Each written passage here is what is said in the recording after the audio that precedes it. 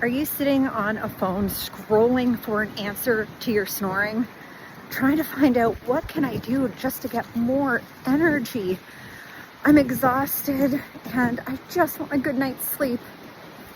Well, if you're scrolling, that's not the answer.